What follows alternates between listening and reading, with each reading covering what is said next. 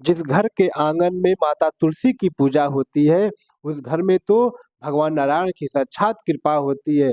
कितने लोगों के घर के बीचों बीच का जो आंगन होता है, जो जगह होता है, वहाँ पे लोग कूड़ा करकट फेंकते हैं, वहाँ पे लोग गंदगी करते हैं, वहाँ पे तो बहुत सारा दोष ही दोष रहेगा।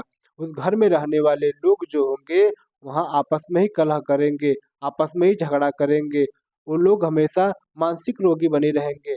इसलिए अपने घर के आंगन का जो बीच का जगह होता है, वहाँ पर माता तुलसी का पूजन करिए, माता तुलसी का परिक्रमा करिए, माता तुलसी को धूप और दीप लगाइए, तो वहाँ साक्षात नारायण की कृपा होगी। आपके घर में कैसो भी वास्तु दोष होगा घर में, वह सब समाप्त हो जाएगा। कोई तोड़ फोड़ नहीं करना होगा और उस घर में रहने वाले जो लोग होते हैं, आनंद पूर्वक रहेंगे। जिस घर में माता तुलसी का पूजा होता है, वहाँ पे तो कोई समस्या आ ही नहीं सकती है।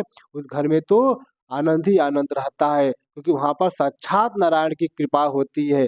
जिस भोजन में तुलसी पात्र नहीं होता है, उस भोजन को भगवान को भोग भी नहीं लगाया जाता है। तो तुलसी माता की कितनी बड़ी कृपा है।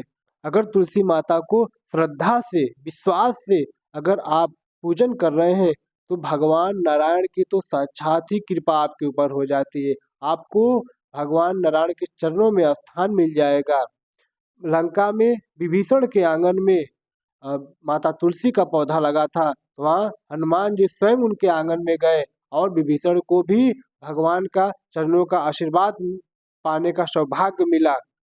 तो अगर आप माता तुलसी का पूजन करते हैं, तो आपके ऊपर भगवान की बहुत कृपा होगी, भगवान नारायण की साक्षात कृपा होगी। जो लड़कियां कुंवारी हैं, अगर वह सुबह शाम माता तुलसी का पूजन करे, उनको घी का दीप लगाए, उनका परिक्रमा करे, उनको विश्वास से उनको पूजे, तो उनको घर और वर अच्छा मिलेगा। एक बार भगवान शंकर ने माता पार्वती जी से पूछा कि पार्वती, तुमको मैं कैसे मिल गया?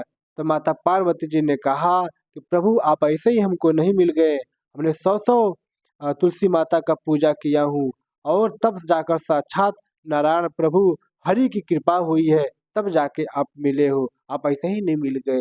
अगर कुंवारी लड़कियां माता तुलसी का पूजन करती हैं, तो उनको घर और वर बहुत अच्छा मिलेगा। माता तुलसी का जिस घर में पूजन होती है, उस घर में तो बरकत ही बरकत होती है, उस घर में तो लाभ ही लाभ होता है। इसलिए हर घर में माता तुलसी का पूजन होना चाहिए। अगर माता तुलसी का पौधा सुखा गया है, तो जो उसका लकड़ी है, उसमें रुई लगाइए, फिर घी में डुबो दीजिए, फिर अपने घर में आप दीपक लगाइए, तो उस घर में कभी धन हानि हो ही नहीं सकती है। उस घर में किसी का अकाल मृत्यु नहीं होती है, जिस घर में माता तुलसी की पूजन होती है। इसलिए माता तुलसी का पूजन हर घर में होना चाहिए, सबको करना चाहिए। माता तुलसी का अगर पत्ता आप उतार रहे हो, तो बिना आज्ञा का किसी के पत्ते को नहीं उतारना चाहिए, किसी भी पेड़ पौधे के। किसी के घर में आप जाते हो तो डायरेक्ट चले जाते हो, बुरा लगेगा, मालिक को देखेगा ना वहाँ पे कोई कि मैं इससे पूछा नहीं, सीधे जाकर घर में से निकाल लिया। अगर आप किसी वनस्पति का पौधा का पत्ता उतारने जा रहे हो, तो पहले उनको प्रणाम करिए, उससे कहिए कि मैं आपका पत्ता इस कार्य के लिए लेने के लिए आया हूँ, आप कृपया करिए, आशीर्वाद बनाइए। तो उस पत्ता को उतारिए, तो उस पर कृपा होती है। अब ऐसे ही मत तोड़िए किसी वनस्पति के पत्ते को। अगर आप माता तुलसी के 108 पत्ते को माला बनाकर बजरंगबली को पहना देते हो, तो आपके सारे मनोकामना को बजरंगबली पूरा कर देते हैं।